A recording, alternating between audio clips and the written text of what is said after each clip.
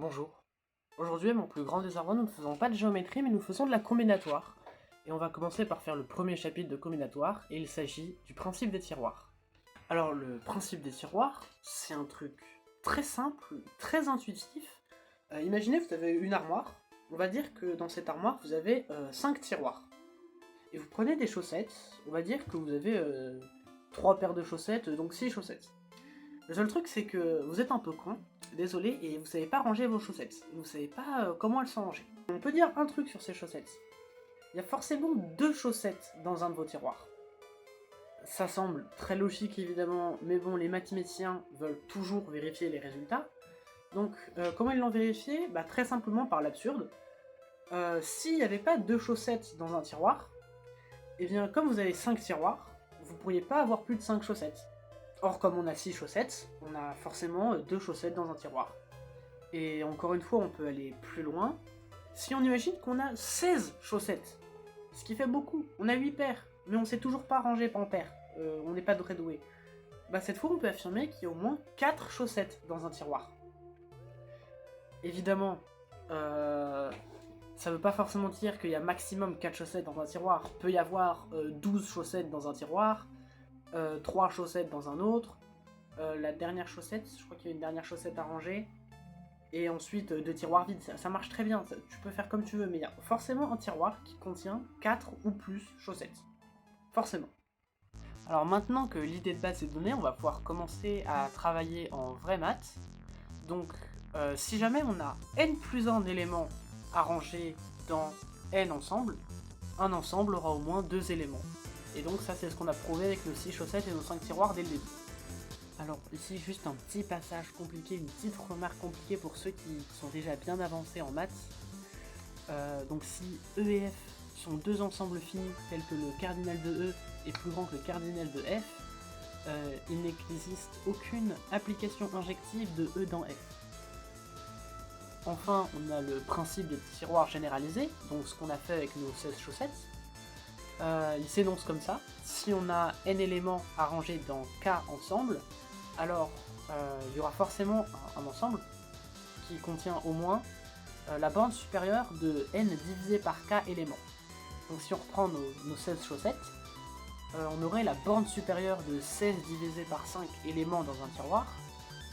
16 divisé par 5, ça fait 3,2, la borne supérieure de 3,2 c'est 4, donc on a au moins un tiroir qui contient 4 éléments. Et maintenant, le principe des tiroirs infinis, parce que l'infini ça existe toujours même si c'est très chiant. Comme on peut pas faire la borne supérieure de l'infini, ou qu'on peut pas trop diviser l'infini, ils ont décidé de nous donner la propriété que si une infinité d'éléments doivent être rangés dans n ensemble, bah, il y aura un ensemble qui contiendra une infinité d'éléments. Donc si vous êtes très riche et vous avez une infinité de chaussettes, vous avez un tiroir avec une infinité de chaussettes dedans. Pour finir, le cours nous donne 2 exercices avant les vrais exercices du cours qui rapportent des points pour le score math-training. Alors le premier exercice, c'est prouver que si 7 nombres distincts sont choisis dans l'ensemble 1, 2, 3, 4, 5, 6, 7, 8, 9, 10, 11, alors il en existe 2 dont la somme vaudra 12. Voilà, je vais vous laisser réfléchir un peu maintenant.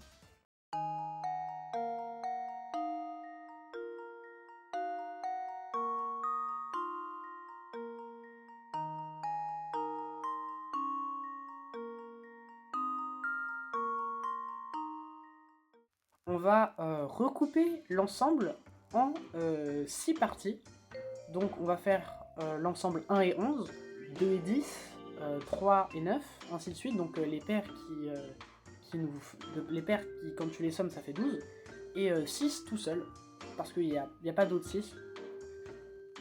Donc on a 6, ça va être nos tiroirs, on va avoir 6 tiroirs, et on va devoir prendre 7 trucs dans nos tiroirs. Donc quand tu vas en prendre 7, tu vas forcément prendre 2 éléments du même tiroir, et comme un tiroir contient 2 éléments, et quand tu prends 2 éléments de ce tiroir, leur somme fait 12, bah forcément tu auras 2 éléments dont la somme fera 12, parce que tu les prendras forcément du même tiroir. Maintenant, je vais vous donner le deuxième problème. Si vous prenez 3 nombres réels distincts dans l'intervalle qui va de 0 inclus à 1 exclu, alors 2 de ces nombres réels auront une différence inférieure à 1/2. Maintenant, je vais vous laisser réfléchir un peu dessus.